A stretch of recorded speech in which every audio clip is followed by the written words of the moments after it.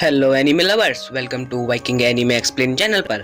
आज की वीडियो में काफी धमाके होने वाले हैं क्योंकि कोको को नाइट मोरालिस ने धड़ दबोच लिया है। क्योंकि भैया उसने वॉल ब्रेकर स्पेल का इस्तेमाल करा था, लेकिन यहाँ पूरी नदी ही रेत में बदल जाती है। तो अब क्या नाइट मोरालिस का फैसला ये होने वाला है कि मार दिया जाए या छोड़ दिया जाए, और या फिर कोको बच भी पाएगी।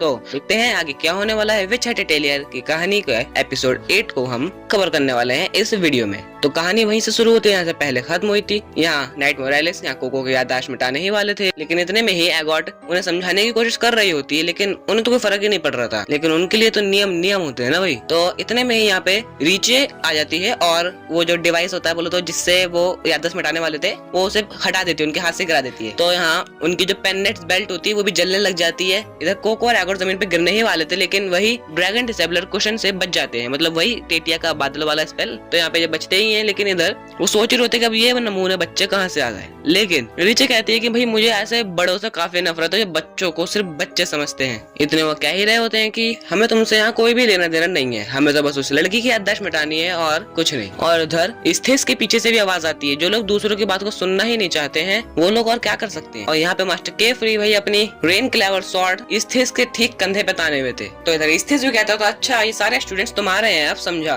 तुम्हारे स्टूडेंट्स भी तुम्हारी ही तरह बदतमीज है। तो इधर मास्टर के फ्री बड़े ही शांति वाले अंदाज में स्थिस को रोस्ट कर देते हैं। अगर अच्छे स्टूडेंट्स तुम्हारे जैसे होते हैं तो मुझे खुशी है कि मेरे स्टूडेंट्स अच्छे नहीं है, और अगर ये कारनामे नाइट मोरालिस करते हैं तो मेरी खुशी दुगनी हो जाती है भाई। लेकिन इधर ये पीछे वाले भाई सब ज्यादा भड़कने लगे थे, लेकिन स्थिस रोकते हुए कहते हैं कि ऐसे स्पेल जो पूरी नदी का रूप ही बदल डाले ये दरअसल फॉरबिडन मैजिक होते हैं, और हम इसके ऊपर सख्ती से कार्रवाई करेंगे, चाहे वो कोई भी क्यों ना हो, रूल्स नहीं बदले जाएंगे।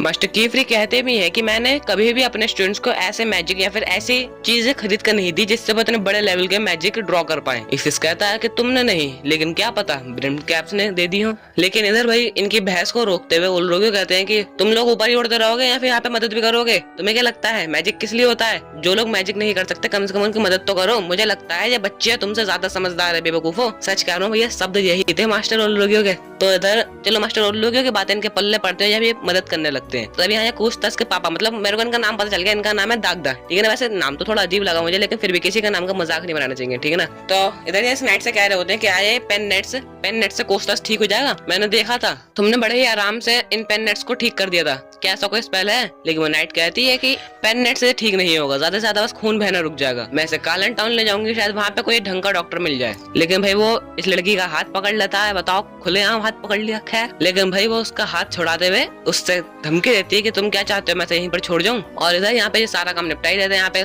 इन लोगों को जितने भी यहाँ पे नॉन वेजेस होते हैं इन्हें यहाँ से चलता बनते हैं। तो फिर इससे कहता है कि हम अपनी कार्रवाई को फिर से शुरू कर सकते हैं और ज्यादा अच्छे से कार्रवाई कर सकते हैं। कोको उन लोगों को फिर से वही स्पेल ड्रॉ कर दिखाती है, वही वॉल ब्रेकर स्पेल, जो कि एक नॉर्मल स्पेल की तरह ही काम करता है। उलरोगियो भी कहते हैं ये 1.5 फुटिया लड़की ऐसा पावरफुल स्पेल कास्ट ही नहीं कर सकती, तुम्हें वाकई में कोई गलत फहमी हुई है। लेकिन स्थिस का मानने वाला था, वो कोको के हाथ देख रहा होता है। वो कहता है कि ब्रिम्ड कैप्स कई बारी अपने हाथों पर ही टैटू सील्स कर लेते हैं जिससे स्पेल ज्यादा पावरफुल हो जाते हैं, लेकिन यहाँ कोको के हाथों में बस छाले और इंक होती है, बिल्कुल एक बिगिनर की तरह ही। लेकिन इधर केफ्री उसे रोक देता है। वो कह देता है कि बस इतना ही देखना काफी है तुम्हारे लिए। इधर स्थित जाहिर होता है, वो कहता है मैं इस बारे में ग्रेट हॉल को रिपोर्ट कर दूंगा, और अगर इन्वेस्टिगेशन में कभी भी पता चल गया कि इसमें तुम्हारे टेलियर का हाथ है तो तुम तो गए केफ्री, तो मैं कोई भी रहम नहीं बरतूंगा। इसिस के जाते ही केफ्री राहत की सांस लेता है। वो कहता है बाल बाल बचे, शुक्र है हम में से किसी को भी कोई भी चोट नहीं आई है, मुझे तुम लोगों को पीछे नहीं छोड़ना चाहिए था, माफ करना मेरी गलती है। और वो कोको और एगॉट से कहते हैं कि तुम्हें लोगों के सामने भी स्पेल कास्ट नहीं करने चाहिए, तो तुमने जो किया वो खतरनाक था। जरा सोचो अगर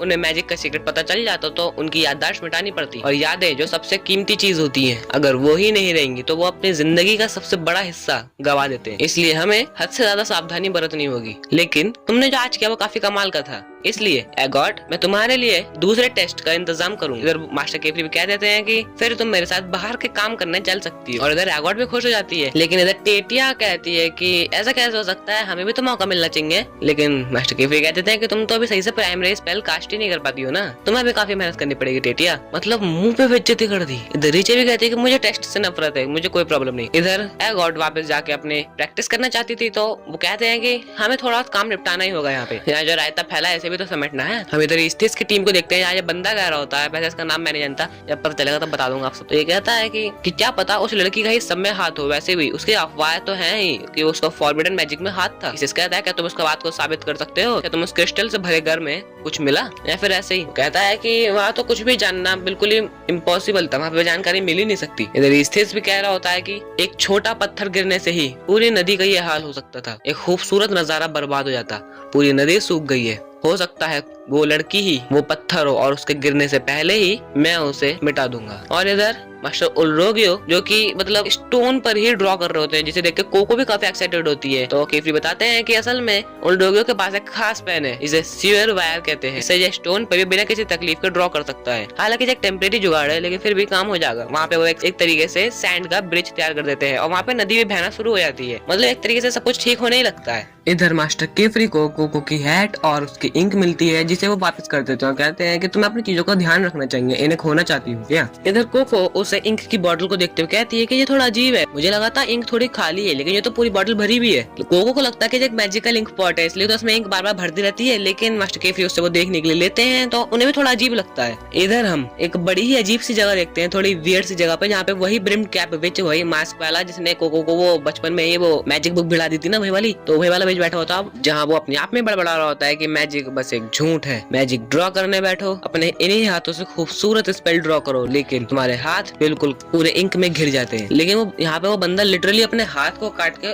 ब्लड को इंक में मिक्स कर रहा होता है। और इधर हम वापस से इधर केफरी के सामने सीन देते हैं। इधर केफरी मास्टर उल्रोगियो से कहते हैं कि तुम बाकी बच्चों को घर ले जाओ और हम थोड़ी बहुत देर में आएंगे। वो कहता है अच्छा अब तुम काम को चल पड़े भाई। वो कहता है कि इस सब गड़बड़ में मैं कोको के लिए पेन खरीदना तो भूल ही गया, तो यहाँ कालन टाउन पास में ही है तो सोचा कि पहले पेन ही ले आए।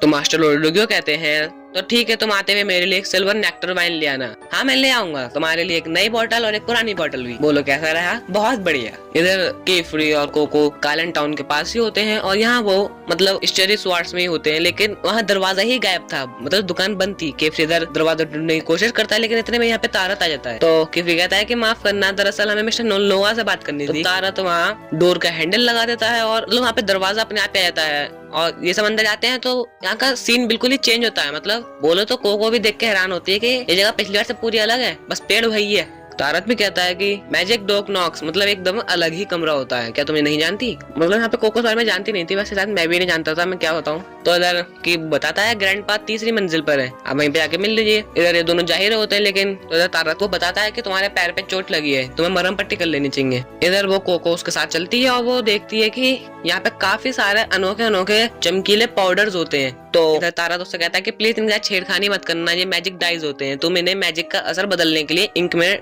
मिक्स कर सकते हो। इधर केफरी मिस्टर नोलोआ के पास पहुंचता है। वो बताते हैं कि तुम्हें पता है ना आज दुकान बंद है, तो फिर भी यहाँ पे क्यों आ गए? हाँ मैं जानता हूँ, तुम उन स्पेल्स की इंक के लिए आए हो ना। मतलब चाचा जानते हैं कि ये बंदा किस लिए आया है, तो पूछ ही क्यों रहे हैं? तो मिस्टर नोलोआ बताते हैं कि अभी तक मुझे इस इंक से कुछ भी पता नहीं चला, और बताओ तुम्हें कुछ पता चला, अभी कोई सुराग मिला? लेकिन यहाँ केफरी को बस वही बॉटल मिली थी जो उसके हिसाब से एक तरीके से सबूत हो सकता था। केफरी मिस्टर नोलोआ को दिखाता है तो मिस्टर नोलोआ कहते हैं कि ये इंक बिल्कुल सेम लग रही है, क्या पता यही वाली हो, लेकिन ये बॉटल तो वही है ना जो मैंने उस दिन कोको को दी थी। यहाँ केफरी बिना कुछ सोचे समझे बस उस इंक से ड्रॉ करने की कोशिश करता है। मिस्टर नोलोआ उसे वार्न भी करते हैं, लेकिन भैया वो बंदा रुकने वालों में से नहीं था, वो ड्रॉ कर ही रहा होता है। और इतने में हम यहाँ कोको को देखते हैं जो यहाँ पे तारत कोको के पैर की मर्रम पट्टी कर रहा था। तो कोको यहाँ काफी सारी चीजें देख के काफी हैरान होती है, जिनके बारे में वो तारत से ही पूछ रही होती है, और तारत भी भैया कंप्यूटर की तरह सब बता भी देता है। मतलब ऐसी याददाश्त हमारी होती तब तक तो कहाँ से कहाँ पहुंच चुका हो तुम यार। यहाँ कोको की मरहम पट्टी हो ही जाती है तो कोको यहाँ पे काफी हैरान होती है कि कमाल है तारत, तुम्हें तो सारी चीजें ऐसे आ जाए, तुम कोई किताब, तुम कितने लक्की हो कि तुम ऐसे एक स्टेशनरी मैजिक स्टेशनरी शॉप में रहते हो, काश मैं भी ऐसी जगह पर रहती। लेकिन तारत के हिसाब से तो भाई ये जगह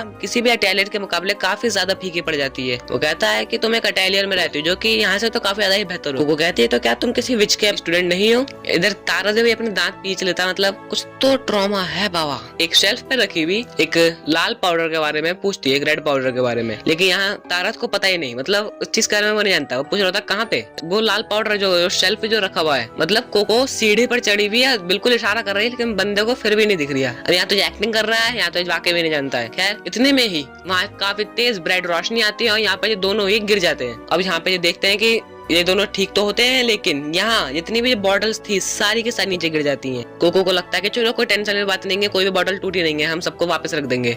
लेकिन तारस समझ गया था कि अब तो कांड हो गया है, क्योंकि उन सारी बॉटल्स के लेबल जो कि बदल चुके थे, वो निकल चुके थे, सारी बॉटल्स के लेबल बदल चुके थे। तो यहाँ पे इन्हें वापस सेट करने में इन दोनों की हालत जाने वाली थी। कोको कहती है कि तुम बिल्कुल फिक्र मत करो, मैं तुम्हें मदद करूंगी, हम इन्हें मिलकर साफ कर ही देंगे। कोको पूछती भी तो तुम्हें याद है मैंने कौन सी बॉटल पे कौन सा लेबल लगा था? तारस कहता है मुझे नहीं याद है। कोको कहती है अभी तो तुम फटाफट बताए जा रहे थे, अब क्या हो गया? वो बताता है कि मैं बस शेल्फ पे रखी हुई चीजों से अंदाजा लगा लेता था, मुझे ऐसे थोड़ी ना याद है। वो कहता है कि तुम मुझे थोड़ी देर के लिए अकेला छोड़ दो, मैं माफी चाहता हूँ, मगर कुछ चीजों में कुछ लोग मदद नहीं कर पाते हैं। वैसे भी मैं अपनी सिल्वर वॉश आइज की वजह से अभी भी कितनी भी पढ़ाई कर लूं, लेकिन मैं एक विच नहीं बन पाऊंगा। अब इधर हम केफरी को देखते हैं, जहाँ पे मतलब केफरी और मिस्टर नोलनुआ यहाँ पे उस मैजिक के स्पेल के कांड से पड़े हुए होते हैं। इधर मिस्टर नोलनुआ भी कहते हैं कि जितना पावरफुल स्पेल कैसे हो सकता है, मतलब इस जरासे से स्पेल ने इतना पावर दे दी। केफरी कहता है इसमें कोई शक नहीं, ये पक्का ट्विन बॉटल स्पेल है। 2 बॉटल्स को एक ही चीज के लिए इस्तेमाल किया जाता है। अगर मैं गलत नहीं हूँ तो इसमें पक्का एक मेडल होगा जिसपे कास्टिंग सील ड्रॉ होगी। फिर कह रहा होता है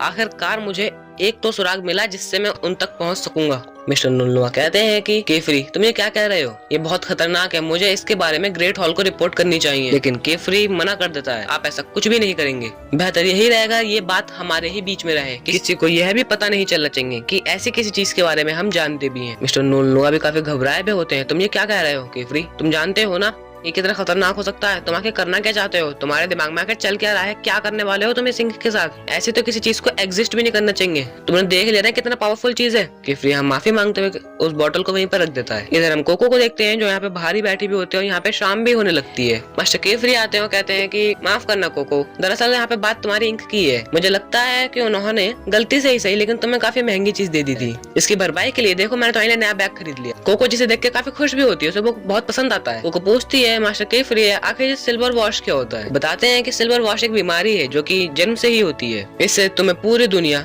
सिल्वर रंग में दिखेगी। बिचेस के लिए उनकी आंखें काफी जरूरी होती हैं, इससे उनकी जिंदगी में थोड़ी परेशानियां होती हैं और हम बिचेस के लिए सबसे बड़ी तकलीफ असल में ये है कि हम अलग लोगों को जल्दी एक्सेप्ट नहीं कर पाते। कि फिर उसे गोद में उठाते हुए कहता है कि तुम इस बारे में फिक्र मत करो, इस बारे में बिल्कुल मत सोचना, तो तुम मेरी स्टूडेंट हो, मैं तुम्हें बचाने की पूरी कोशिश करूंगा, कोई तुम्हें आज भी नहीं आने दूंगा, तो इसलिए बिल्कुल भी इस बारे में मत सोचो। और हम इधर तारत को देखते हैं जो जैसे उस रूम में आता है, यहाँ पे वो बॉटल्स का फैलावा रायता फैल चुका था, वहाँ पे मिस्टर नोलनुआ होते हैं जो उन बॉटल्स को समेट रहे होते हैं, बोलो तो उन पे लेवल्स वगैरह लगा रहे होते हैं। तारत कहता है ग्रैंडपा मुझे माफ कीजिए, दरअसल एक रोशनी चमकी थी जिस वजह से मैं अचानक ही डर गया था और मुझसे बॉटल्स गिर गईं। मिस्टर नोलनुआ बताते हैं हाँ कोई बात नहीं, इसके कोई टेंशन नहीं है। वो पूछता भी आखिर वो रोशनी ठीक कैसी, क्या वो मिस्टर केफरी का कोई स्पेल था? मिस्टर नोलनुआ कहते हैं मुझे तो ऐसी कोई रोशनी याद नहीं है, खैर छोड़ो इस बारे में। और तारत भी यहाँ पे थोड़ा सा हैरान होता है और इसे सस्पेंस के साथ एपिसोड की एंडिंग होती है। आपको ये वीडियो कैसी लगी कमेंट में बताइएगा, कहीं पे कमी हो वो भी बताइएगा क्योंकि मुझे आपकी राय की जरूरत है। और अब वैसे अभी इंडिया की भी एक नई एनीमे रिलीज हुई है और मैं सोच रहा हूँ कि मैं उसे भी एक्सप्लेन करूँ, अगर मैंने उसको कवर किया